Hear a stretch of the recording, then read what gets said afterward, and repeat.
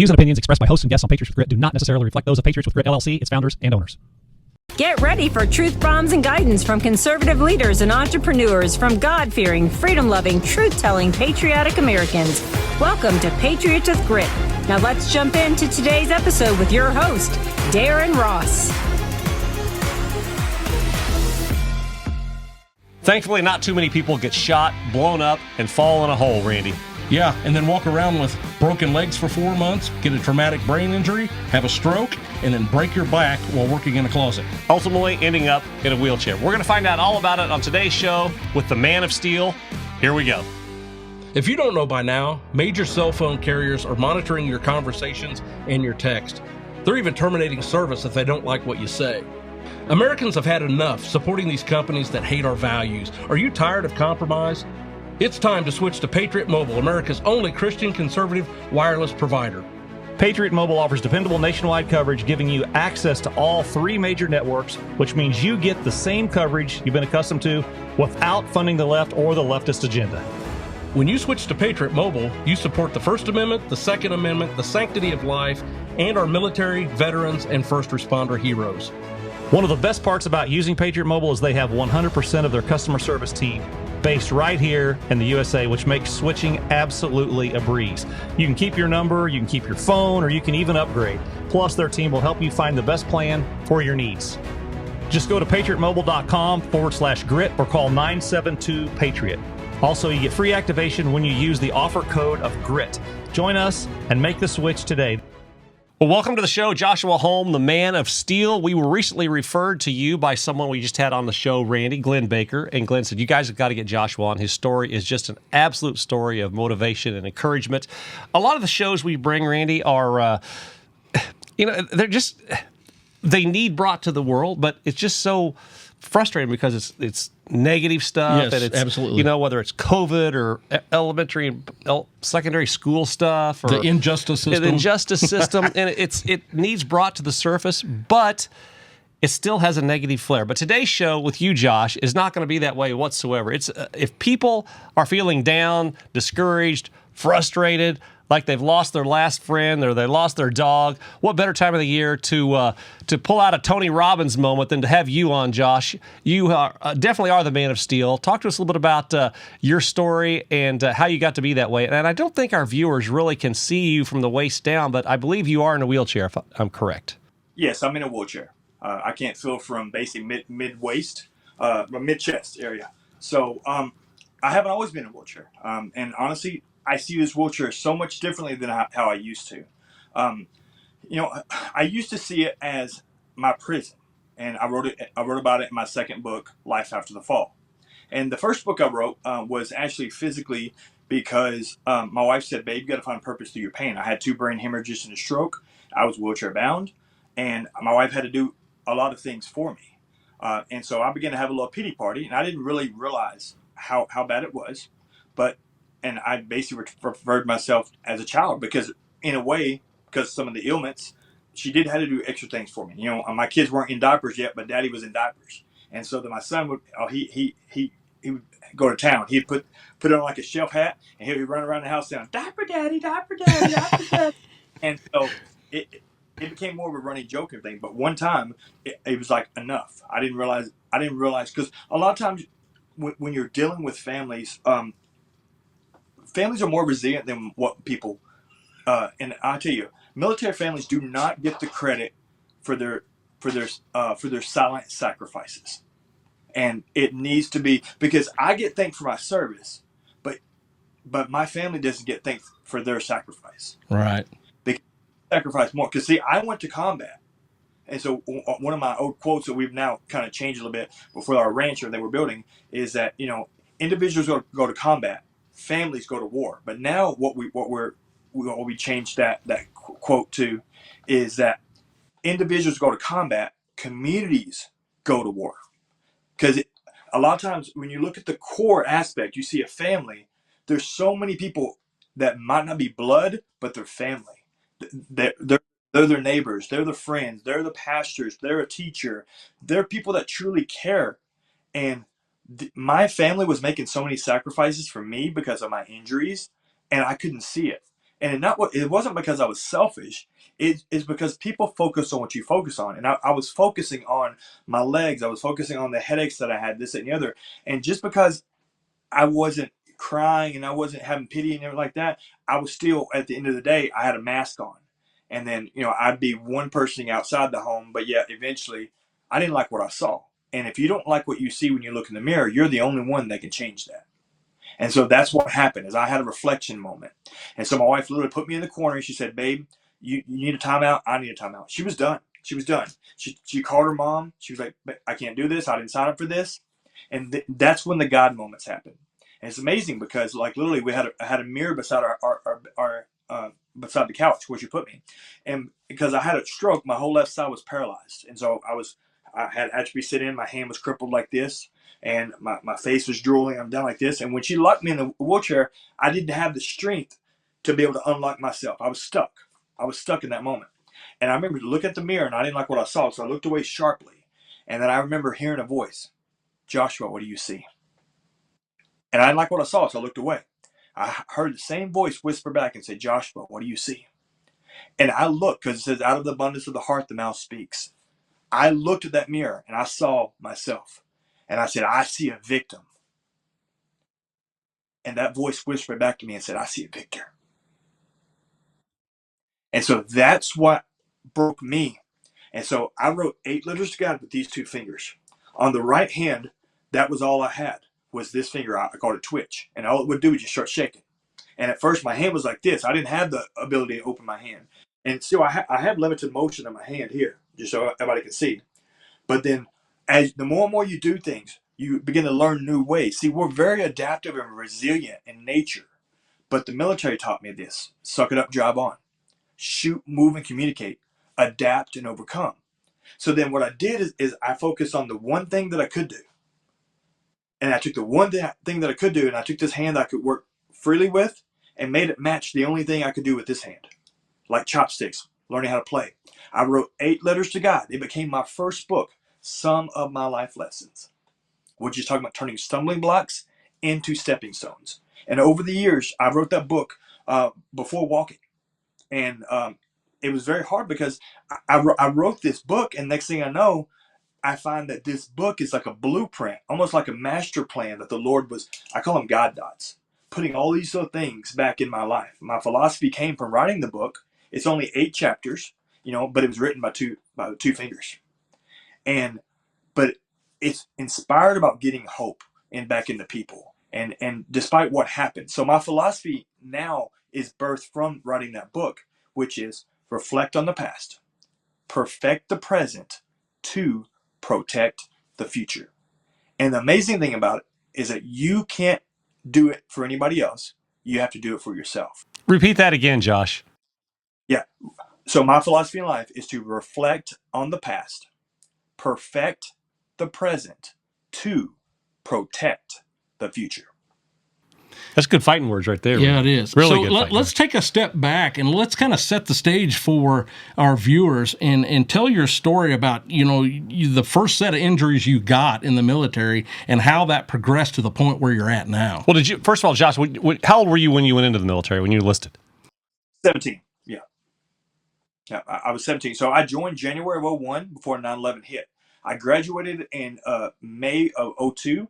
And then, but I was in an AGR unit, Active Guard Reserve.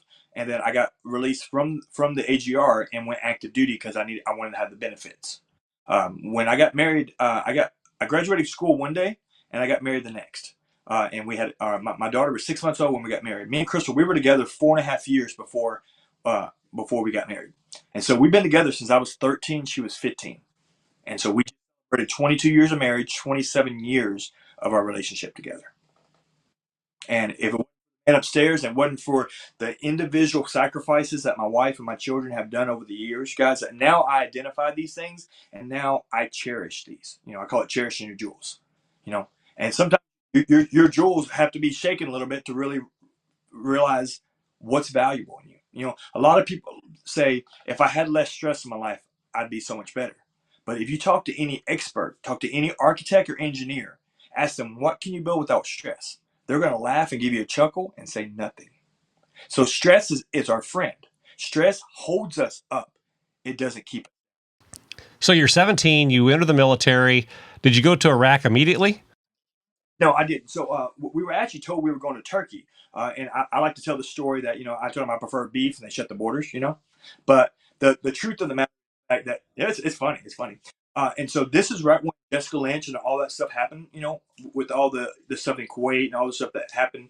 I'm sure you guys have heard of Jessica Lynch and her story of how she was taken captive and all that, whatever.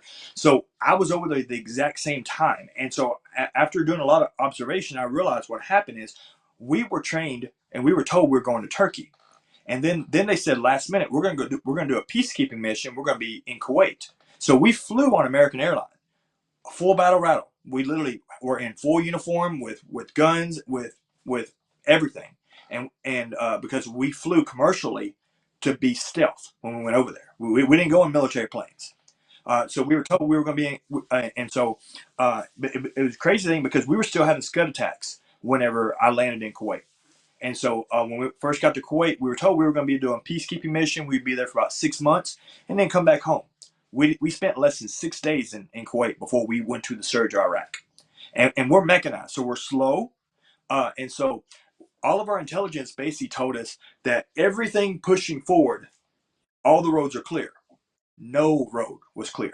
Not for us. We were the second wave of the first surge. See, it's very powerful to know the placement because when you're special operations, you basically get sent to a point and then you go for a specific mission and you're extracted, you're gone. There's no cleanup crew.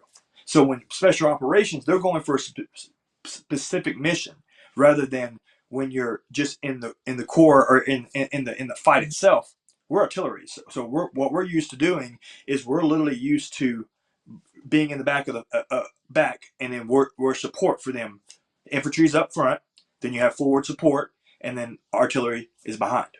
And so they call us the king of the battlefield because we have the big guns, and they call us in for fire support whenever they're being tasked out or if they're being attacked or this, that, and the other. But it became so silly that literally all the vehicles that we were told were going to be good, that were trained for the desert, the MTVs and LMTVs, which is like a newer type 5-ton and stuff like that, they all fell apart. The radiators just shattered. I mean, they were not made for that heat, that intense heat.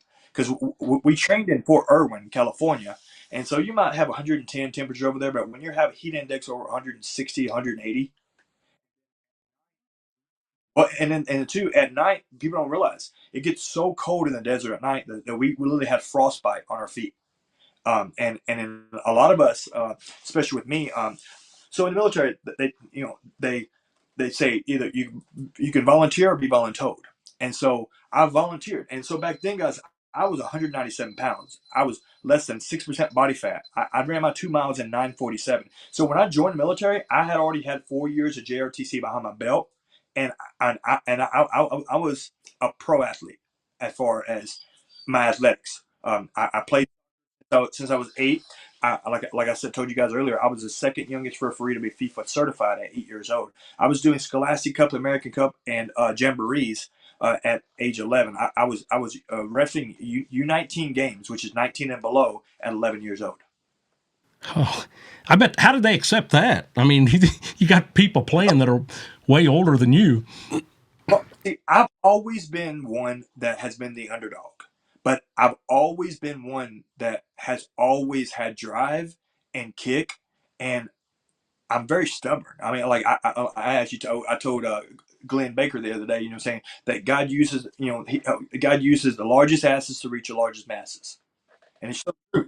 Because I mean, he does. I mean, he takes people like me that are so stubborn, that have been through life, that have been through abuse, that have been through traumas, that have been through bullying, that have martial arts experience. But yeah, I couldn't afford martial arts. My family didn't have a lot of money and everything. But I was one of the ones that I would go and train, and I would go clean up a studio. I'd do different things like that just to be. I couldn't afford a belt or anything like that, but I would watch videos of Bruce Lee doing, he's called Master Chia. He would do push-ups on 2 fingers.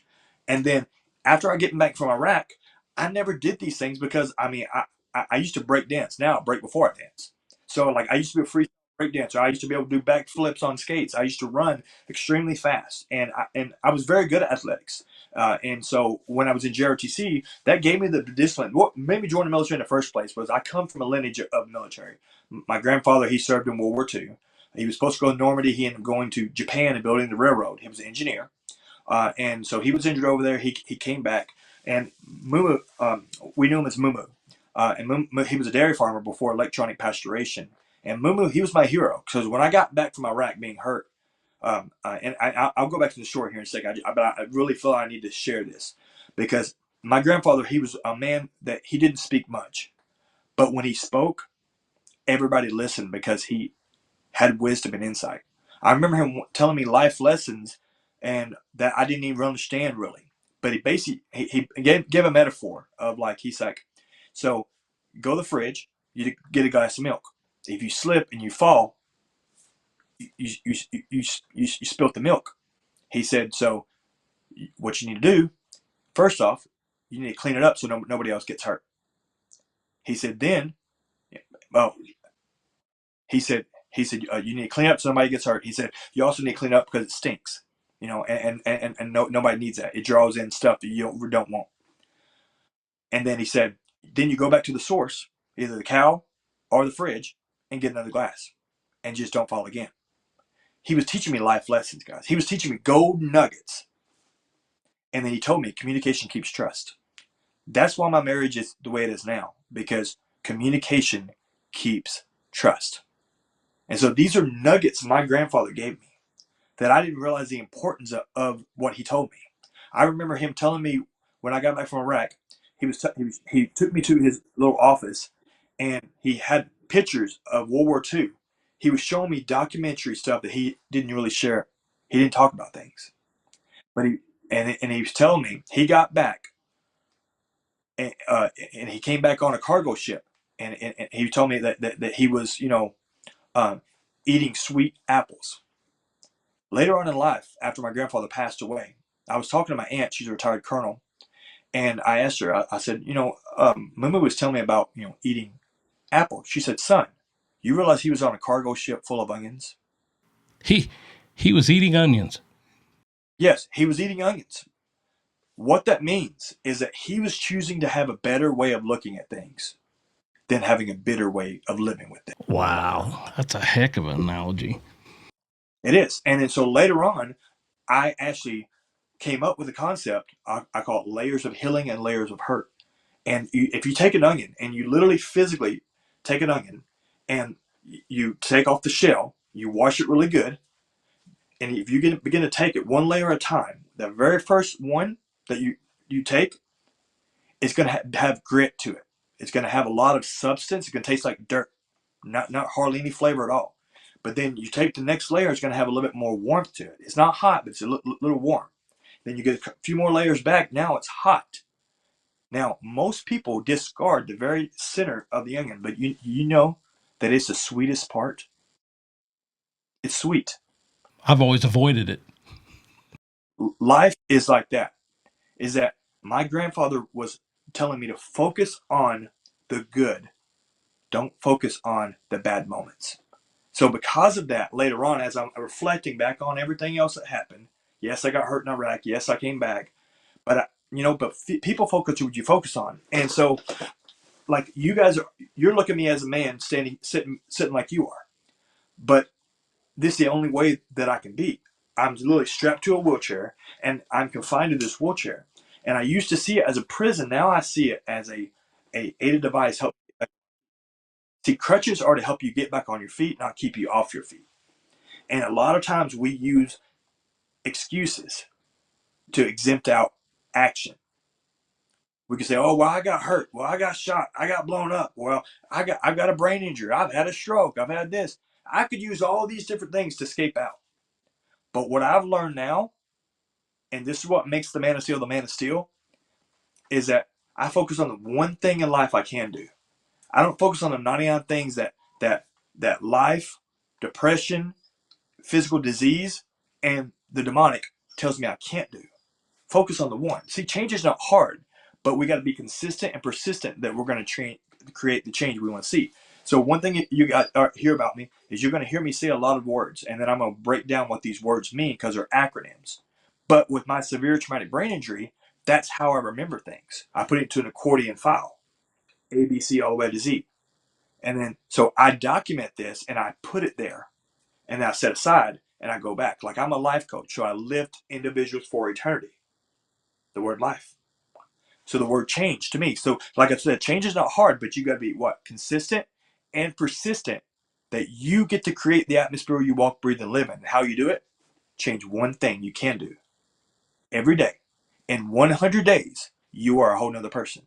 So in 1 year, you can change yourself 3 times and take 65 days off. So I tell people, what's your excuse? So my definition of an excuse, it's an exemption of action.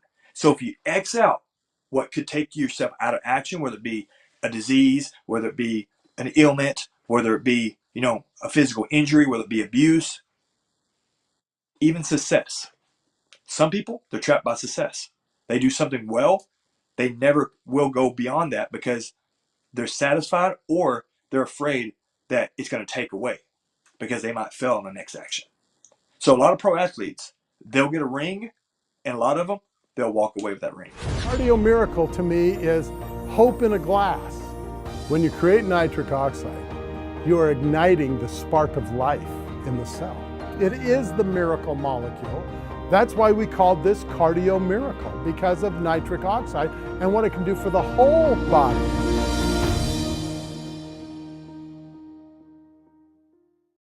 You ask and we listen. We're finally bringing the most requested offer ever. Get the queen size premium MyPillow, now only $19.98. MyPillow is made with patented adjustable fill. It adjusts to your exact individual needs regardless of your sleep position. It helps keep your neck aligned and holds its shape all night long so you get the best sleep of your life. But that's not all. Get our 6-piece kitchen or bath towel sets only $25. Our brand new mattress topper as low as $69.98. Get our famous MyPillow bed sheets for as low as $25 and so much more. So go to MyPillow.com or call the number on your screen. Use your promo code to get huge discounts on all MyPillow products, including the premium queen size MyPillow, only $19.98. That's the lowest price ever. Don't delay, order today. From all of us here at MyPillow, thanks America! I got to go to Iraq in 2003. I was in the second wave of the first surge with 316FA, 4th Infantry Division. So I was part of the division that went and got Saddam and all the other threats that were over there. And so I was a mechanized unit. So we were artillery, but I was a gunner. And so I volunteered to be in a gunner position. And so I'd go from convoy to convoy to convoy. And one of the things we were doing was I was working 18 on, 6 hours off. So that was about 4.5 months. We did this, doing night raids. We did weapon caches. While performing house raids, I was injured. I was shot with armor on, and I ended up taking two solid slugs to my chest. The doctor showed me 2 to 5 more pounds of pressure would have broke my sternum, so my heart killed me instantly. I didn't realize the severity of my injuries at the time. I refused to go home, and so. And since it was an involuntary medevac, then I was able to stay in position. They gave me 3 days of infirmary and then sent me back out. And then I just went from one task force to another task force, and I volunteered. I didn't want to be. I was in a place that was very hot, meaning in the sense it was very, very, very hot. Meaning in the sense we were taking a lot of attacks. We took over 600 confirmed mortar rounds within a 4 to 6 month period. And so we got hit often. We got hit hard. I was in a place called Bakiba, Iraq. It was actually called Camp Warhorse, and it was like central Iraq. And so I tried to escape that place as much as I could. But like I said, June I ended up getting hurt, and then August 15th I'm running from a mortar attack, and my legs outrun my body, and I fall, and as I fall in a pea gravel. I'm covered in gravel. I get laceration in my face, neck, and chest. There's a 60 millimeter mortar that landed 3 feet in front of me. And if I wouldn't have fallen, that mortar would have hit me directly. And it cooked off. And at first, they thought it was a dud. as the EOD went to go put a ballistic shield and basically block it off, it went off. It just means that it wasn't my time, guys. But I didn't realize that. And so I was given 2 weeks of infirmary. And back then we didn't have public plumbing, so we had to burn our own waste. So I was a sergeant over a detail. And it was a crappy job. And literally it's like burning. Yeah. Yeah, look, but it burns in layers. So like literally, it's like if you see tires, the way they burn, like that black soot smoke and everything, that's exactly what it is. So it gives off positions easy. So I didn't want to be a boy crying wolf. So I was on the very last day of my 2 week light duty, and I was over a personnel, and I called her on the brigade net to cease the burning because I see all the black smoke, and I'm like, man, we're outside the point. And I began to hear thoop, thoop, like Pringle cans popping. And I'm looking, and I can't see if I couldn't tell if it was incoming or outgoing rounds. And because we had mortars behind us, we're artillery, so we have a lot bigger shells, a lot bigger booms. But I've dealt with a lot of mortars before, so I kind of know what it's like. But these seemed like they were a little bit bigger. So I couldn't tell if we had what's called enemy close, which means we're shooting close to our position because we have somebody in that's very close to our position we need to take out. So if you do that, then you're going to have a blast pretty close to you. And I'm outside the gates. So the main compound is called Bakiba in Camp Warhorse. Later on became Camp Freedom 1. And then so I could not tell if we had more. So I sent one of my guys to go find out more intel from the TOC, the Tactical Operations Center. And since this is the first surge in Iraq, we didn't have all the alarms set up on the base and all that to say, hey, incoming, So I was out there, and I called on the brigade net. I had a big old field pack on, like a big radio pack, and I called to cease the burning, and they denied it. And so then I finally just made a command decision after I realized that I could not tell if it was incoming or outgoing. Something just didn't feel right. And I didn't want to be the boy crying wolf, but I told the guy with me, I said, hey, I want you to, because the other guy didn't come back. And so I was like, I want you to run, because he was a lot slower. Even though I was hurt, like I said, I was the second fastest runner in my whole battalion. I ran my 2 miles in 9:47 just jogging. I was presidential physical fitness many times over. I knew how to take care of my body. I was in good shape. And at the time, I was 197 pounds, big arms, big chest, 19-inch neck. I had less than 6% body fat. Yeah, I was a big guy back then. So when I realized that we were getting incoming, but I could not see the shrapnel coming towards us or anything at that. I knew we had a little position away from us. I made a command decision. I told him to run. I waited another 40 seconds to a minute, kind of counting in my head. Then I flipped over the crap and I took off running myself. And as I ran through the compound, I saw the first bunker, and I ran past it because I saw a lot of people on there. So I didn't know if the enemy had what's called eyes on, which they could physically see me jump into there. They could change the reflection of the round, and because all they're doing, they were just walking mortars into the camp, and they're just waiting for explosions, and to see if it's almost like playing Battleship. You know what I'm saying? Did I hit it? Do I sink it? So that's kind of what they were doing. They were walking mortars in. And when I realized what was going on, now I'm running, as I ran past the latrine, I remember hearing, like just like that, and I remember feeling felt like someone grabbed me here and just threw me over to my left, and I got peppered by a shrapnel on my right leg and on my arm, but I shouldn't be here. That round was an 82 millimeter mortar. It's a Russian munition. And it has a kill radius of over 75 meters, and I was less than 30 feet away. So did it disable your arm and your leg at that point? No, so adrenaline was too much, too fast. So literally, I remember feeling warmth, but I didn't realize that I had got hit. And I like I said, whenever I flipped over the stuff, I took off running because I knew that the enemy didn't have eyes on anymore, and then so that smoke was going to leave pretty quick. So they began. I remember hearing Pringle cans, doop, doop, doop, doop. A lot more rounds coming. So then, when I realized that I was down, I got back up and I took off running. And I remember seeing my bunker, and as I made it almost to my point of my bunker, I immediately began to run on my toes as fast as I could. I mean, I'm running as fast as I could to this bunker. And before I made it to the bunker, I fell into a hidden chamber called a spider hole. It's a 10 to 12 foot chamber. And so I hit my head going down, and my lifeless body landed on my ankles, my knees, and my tailbone. So In a hole. make a long, yeah, in a big hole. Yeah, okay. 10 to 12. Yeah. And I was knocked out. So my lifeless body, being knocked out cold, my body went directly on my ankle sideways, straight on my knees, and straight on my tailbone. And so I was pulled out of the hole. They did accountability formation. Some people were not there. I was one of the ones that were not there. So then they started doing for a search party, looking for people. And I remember seeing a hand kind of reach down to me. I couldn't reach; it was too far. And it was like, "Holm, is that you?" I was like, "Yeah, it's me." And it was Corporal Scott, really good friend of mine. And he helped pull me out of the hole, and he took me to the medics. But like I said, just 2 weeks before, I was injured. So then I still had pepper shotting on all that on my hands, my neck, my face, my chest. So when I went to them, they didn't really think much of it. They were like, "Oh, it's just Holm. He fell again, whatever."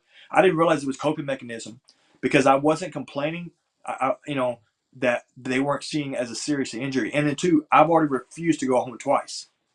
So this third time, they didn't say. So I did what the military taught me to do: suck it up, drive on, shoot, move, and communicate, adapt, and overcome. And so for the next 4.5 months, I walked on broken legs, and I didn't realize it. My legs, they began to swell up. I began to have a lot of pain. But I mean, all they did back then was just give us Motrin, which is Army, it's called Ranger Candy or Skittles, and so I mean, it's 800 milligrams, it's like ibuprofen in a way, just Motrin. And I mean, if you broke a toenail, you got a broken leg, whatever, Motrin. That's all we got, Motrin. So we called it Ranger Candy, or Skittles. And so I mean, they give it to us for anything. And so so what I did is I had ace bandage, and I'd wrap my legs up, and I'd go, and I just wasn't complaining. And I got back from Iraq, and my body shut down. The adrenaline was finally ran out. They tried to administer a PT test. My legs were swollen. I went from I went from a size 9.5 boot to I was now like size 11 or 12. And I used to have high arches, and now I had no arch, and I just had extreme amount of pressure on my feet. And as I went to go administer a PT test, walking with a soft shoe profile, I fell out like on the walk. You're supposed to walk for 2 miles. I probably went 16, 20 feet. I don't know. But then because the adrenaline was finally done, it's like running out of gas, And so when this happened, I fell over, and then the guys picked me up, and I fell back over, and I said, "Guys, I can't walk." And they know one thing they knew about me, that I had a nickname. My nickname was Ice, because even though I was big and muscular and solid, whatever, I was cool about it. I didn't let my muscles go to my head. I was very humble about all this stuff. But I mean, everybody knew me.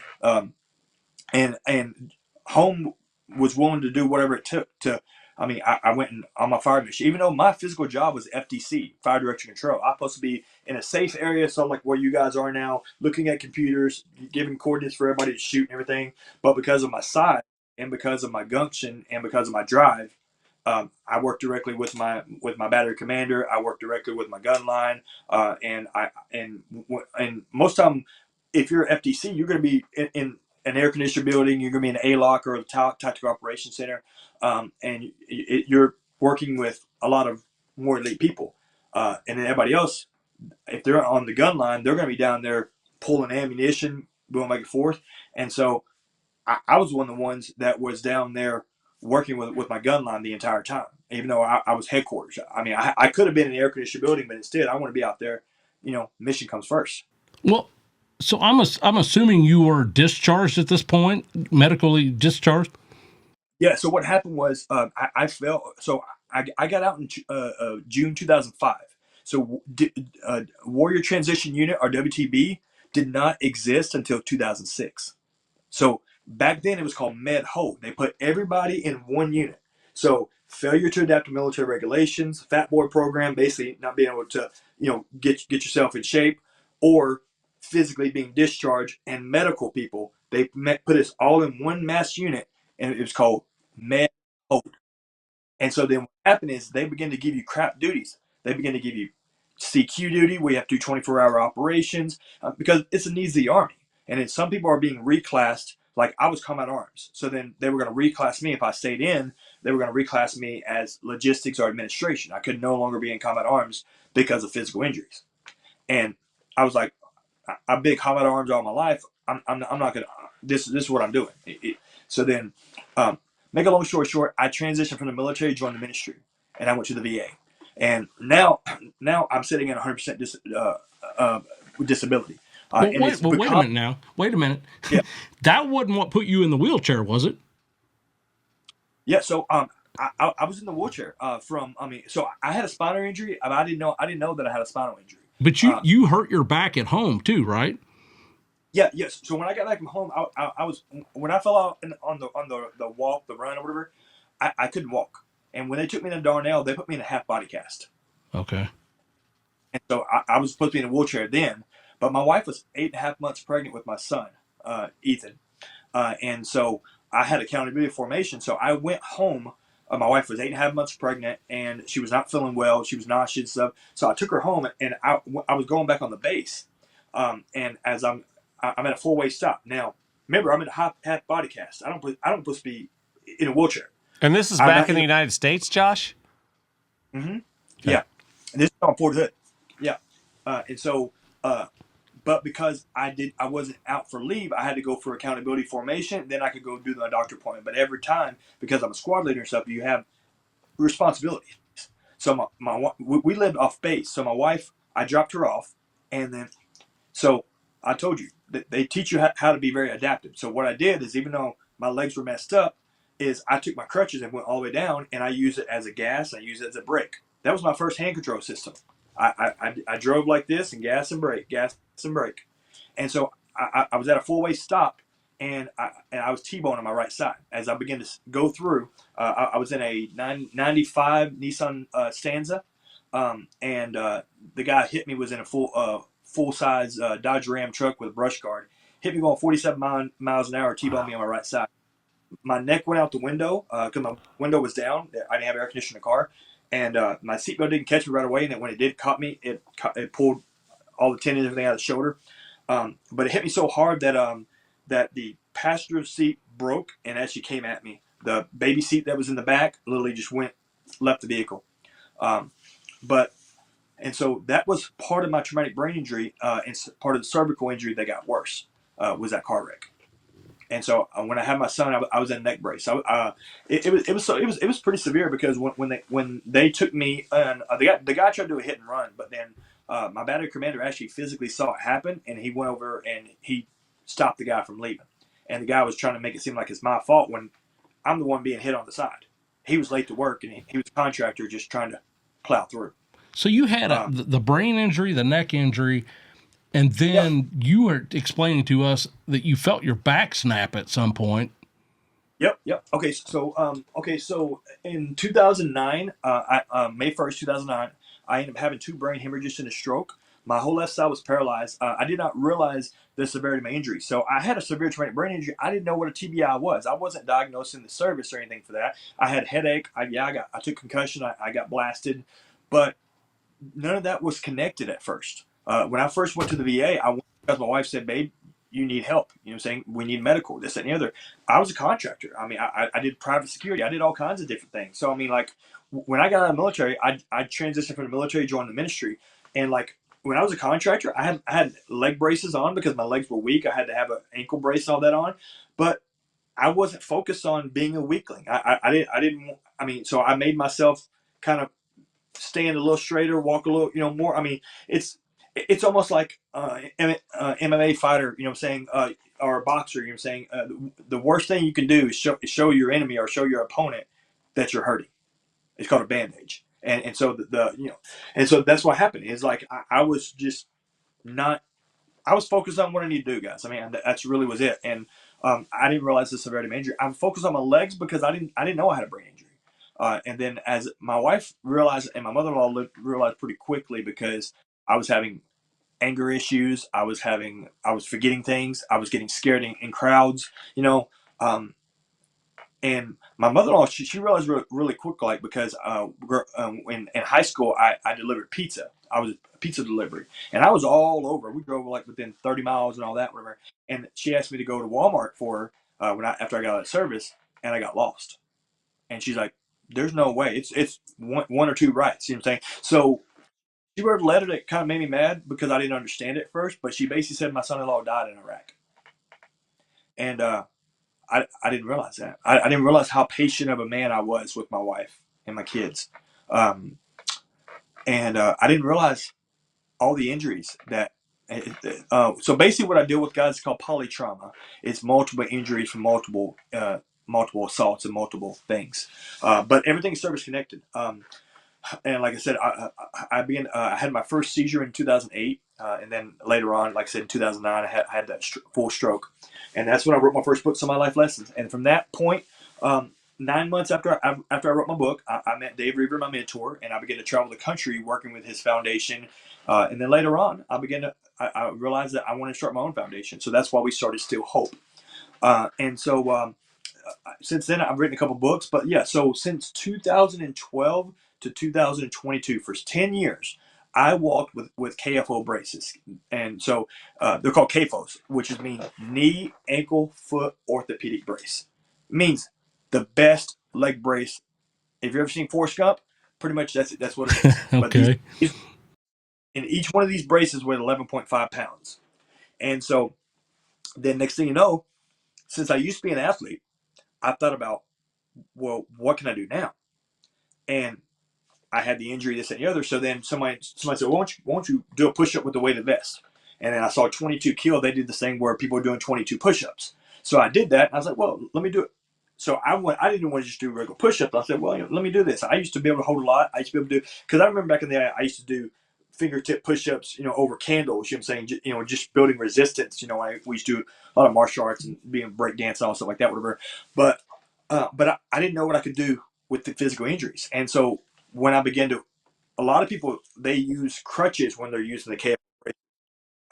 I started getting so good at using the braces, and I used them every day, that I wasn't just wearing the brace once or twice a week. I'm wearing them every single day.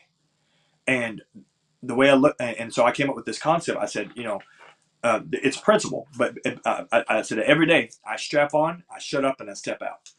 And so the principle is strap on, find security outside yourself. Shut up. A lot of times we don't like to hear that word, but a lot of times things we need is also the things that we really don't want to hear, because we don't want to receive it. But pain is part of the process of your perfection. It's not the purpose.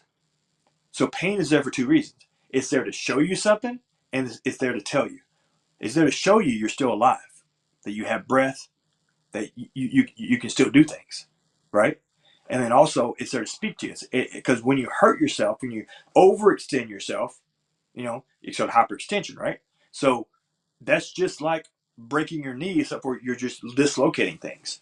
And so pain is like that coal in an engine.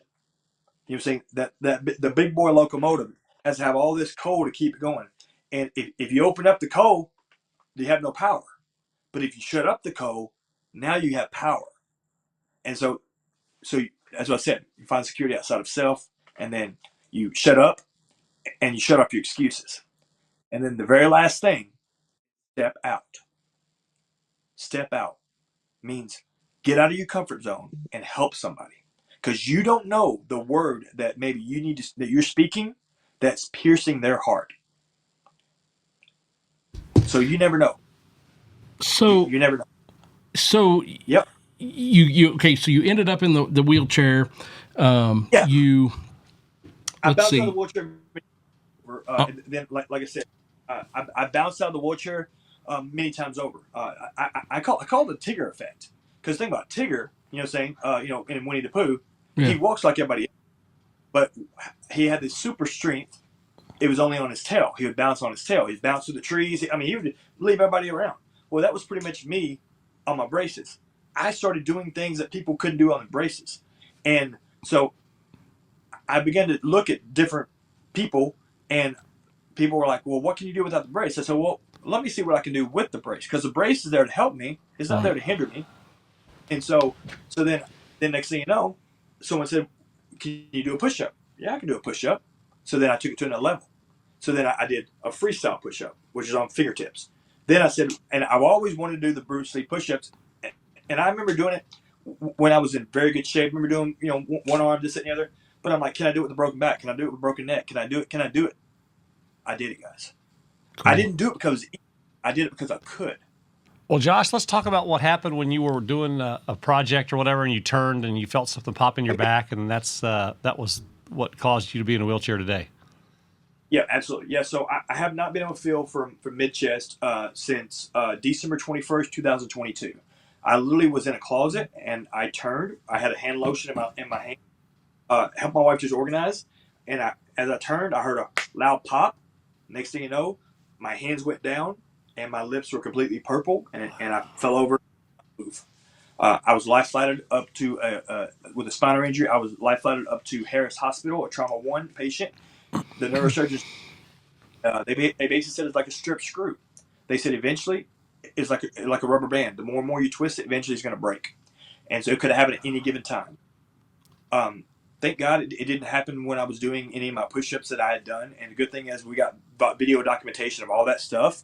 So my campaign, 22 Healed, and all the things that I've done. And that year, 2022, you can look up hashtag 22 Healed, guys. I did 22 push-ups on thumbs only for the 22 a day that was committing suicide. Thanks.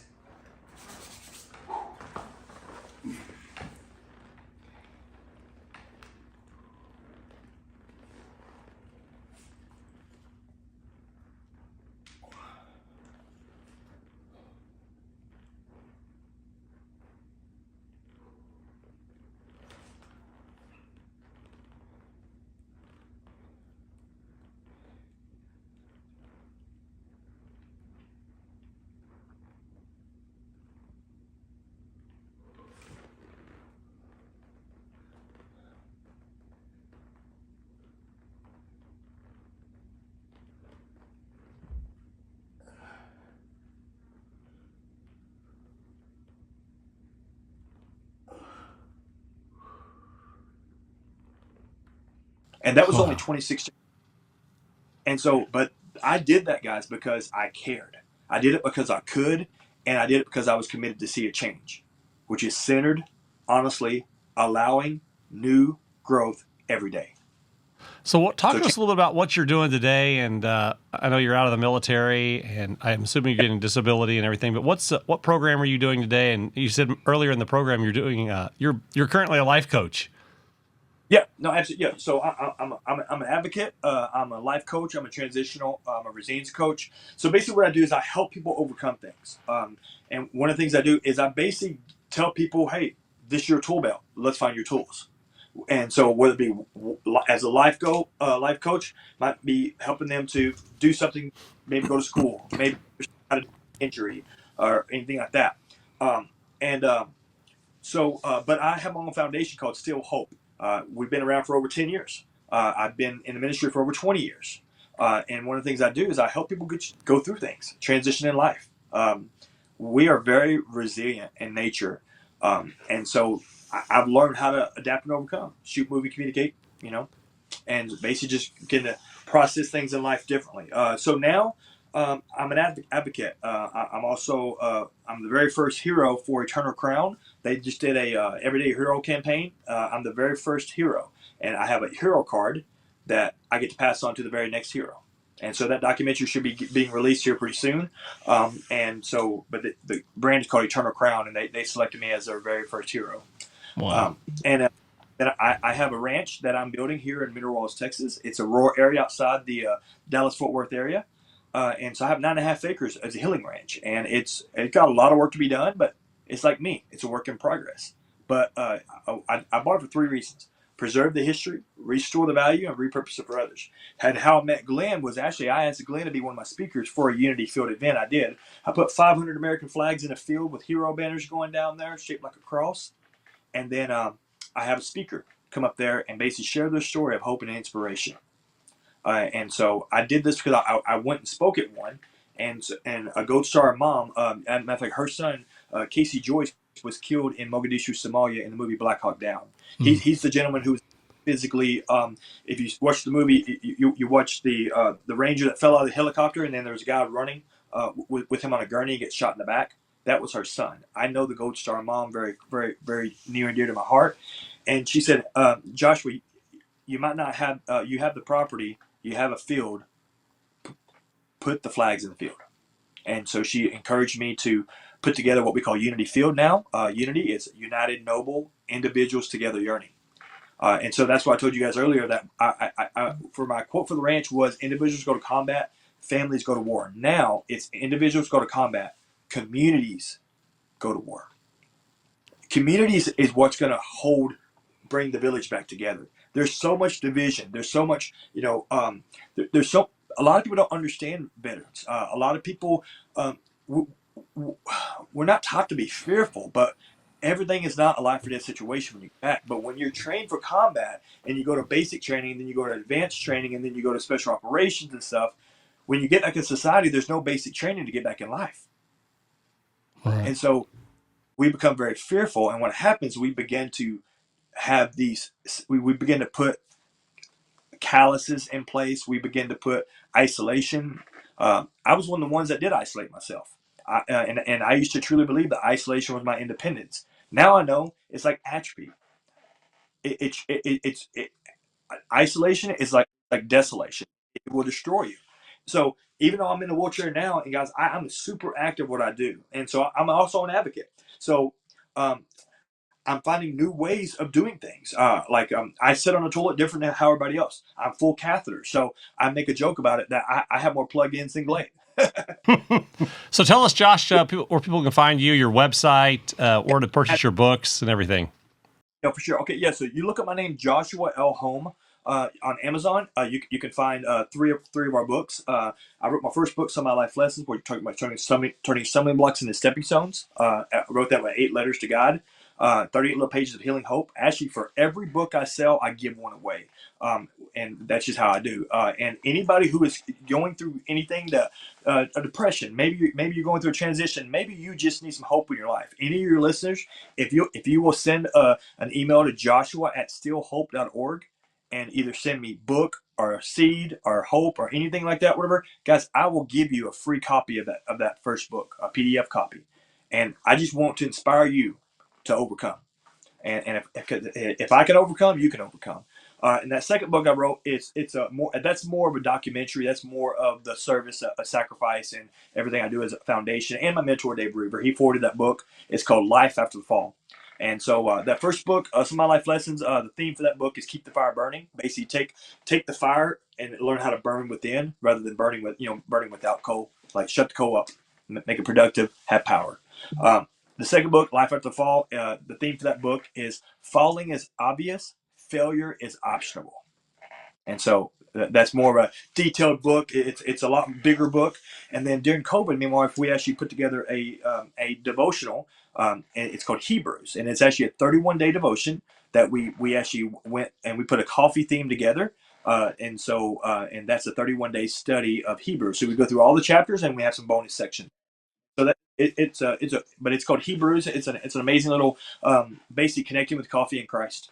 And then my wife, she also has a children's book. And so but I'm writing. I always have a lot of things going on. I don't stop. I also have a kettle corn and lemonade business that we run through our foundation. It's like my Girl Scout cookies. And so I make hand squeezed lemonades and gourmet popcorn to die for. And so, I make everything from scratch. And I have a standing up wheelchair where it straps me up and I stand up and I'm able to stir all my popcorn and everything else. And guys, that keeps me active. You see, you don't get these for doing nothing. I think those are a little bigger than yours, Randy. Oh, mine are on the bottom. So steelhope.org is where people can find you, Josh. And then bananasteel.com. And then do you have any other social media platforms where people can follow you as well? Facebook, Instagram. I need to get more on the X. I need to get more on the Rumble and all that. I'm in the process, guys. Right now, we are rebranding and we are refocusing everything we're doing with Still Hope towards the ranch, first responders. So just so everybody know, we are a human service organization, and we've been around for over 10 years. We're all volunteers. So every dime, every dollar that comes directly to our foundation goes out to our programs and services.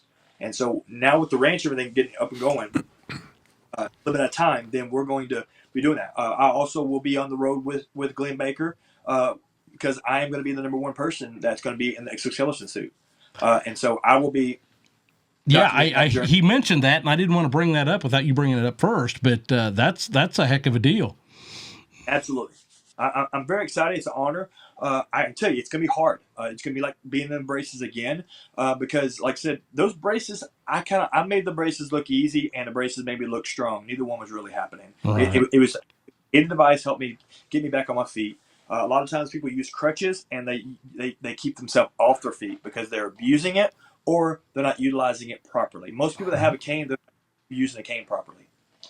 So that's one of the things I do as an advocate as I work with disabilities. I'm also an anti-bullying aspect because I was bullied growing up and came from a lot of abuse and traumatic things that happened.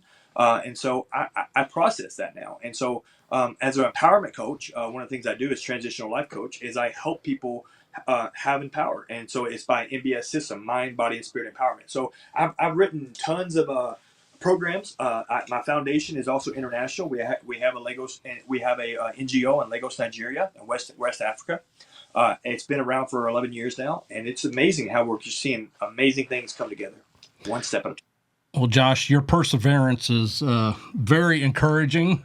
Especially at a time like this, Randy, where everything's so polarizing in our nation. I mean, the last 4 or 5 years. You can't let the little things bother you when you got people like Josh that have overcome so much, and we appreciate you coming on and telling that, and we will make sure we get all the graphics up to show where people can follow you, websites, all that stuff, and I'll probably even plug in a video or two here of you doing that workout. Yeah, feel free. Maybe he can inspire you to do a workout, Randy. I'd like to see Randy doing some fingertip push-ups. I mean, I could break my thumbs that would off. inspire some change in me if I saw that, Randy. So I haven't found a way to do it yet in the chair. I'm looking at different devices. I hurt myself, so I'm being very cautious how I want to do it. But I still want to be able to do things. I mean, like I said, I drive, guys. I use a hand control vehicle. You can't keep me down. I mean, like I tell people all the time. Like, people are like, "Hey, Josh, what are you up to?" I said 3'8". I'm really 5'11". You know, and I like to tell people that I'm a comedian. My wife says I'm a comedian. It's better to flush. Oh my gosh.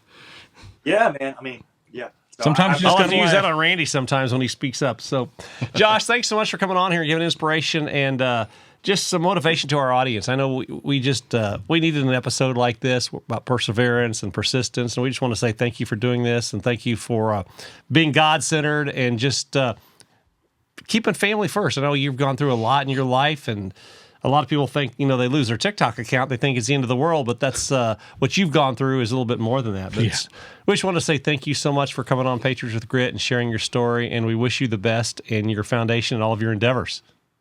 Absolutely. Thank you, brother. I appreciate you guys. Take care. See you on the next one. Take care.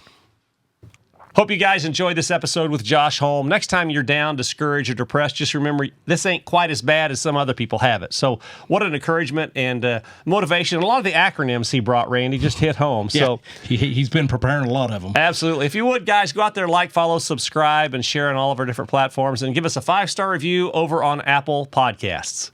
Be sure to hit that notification button so you're aware of a new show as it pops up. Go over and visit our Patriots with Grit partner store. Look at all of the Patriot vendors we have accumulated. There's a lot of stuff in there, and we think there's something for you. Thanks for watching, guys. We'll see you on the next episode. Take care.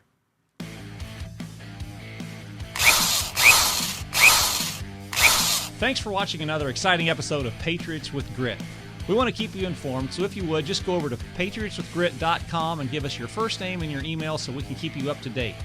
Also, be sure to subscribe, like, and share so we can keep bringing you truth. Thanks again, and we'll see you next time. See ya.